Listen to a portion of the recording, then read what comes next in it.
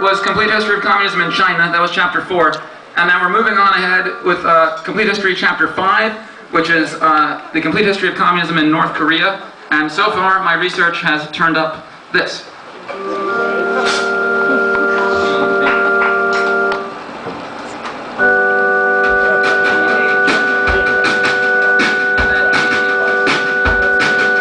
Korea is a mid-sized land, surrounded by Russia and China and Japan. A humble nation surrounded by three mighty forces. Long ago it was known as the Hermit Kingdom, isolated from the world but self-sufficient. Korea had its own language and inventions and resources. But when the rest of the world reached colonial times, Europe and Japan both wanted that colonial prize.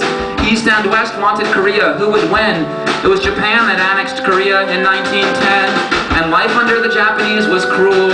But Korean landowners and police helped them to rule. The Japanese imperialists and the richest Koreans collaborated. The first Korean communist was a woman in Russia, Alexandra Kim. She was killed by the Japanese, but a few Koreans joined in. Maybe communism could get rid of the Japanese that most Koreans hated. And the Korean Communist Party was a few people at best. One was Kim Song-ju, a teenage student who got arrested. When he got out, he fled and joined Mao's Chinese army. He fought in China, not Korea, but he fought the Japanese. And a legend spread in Korea about a Korean army commander in China. Kim Il-sung, meaning become the sun, became the new name of this star. And when Kim was the last commander alive in his section, and the Japanese had his troops down to a fraction, he led his last men to safety across a river to the USSR. And so the next chapter in Kim Il-sung's life began. He left Mao's army and was retrained as a Soviet army man. He fought in Stalin's army through World War II, and when the Japanese Empire was crushed, it was Korea's dream come true.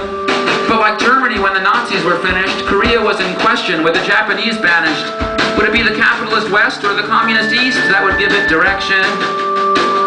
So like East and West Germany, a very similar decision fell to cut Korea in half along the 38th parallel, the north to Stalin's Russia, the south to America's protection. Stalin picked Kim Il-sung to be leader in the north. Sigmund Rhee was the South's leader that America put forth. And through the late 40s was a propaganda fight.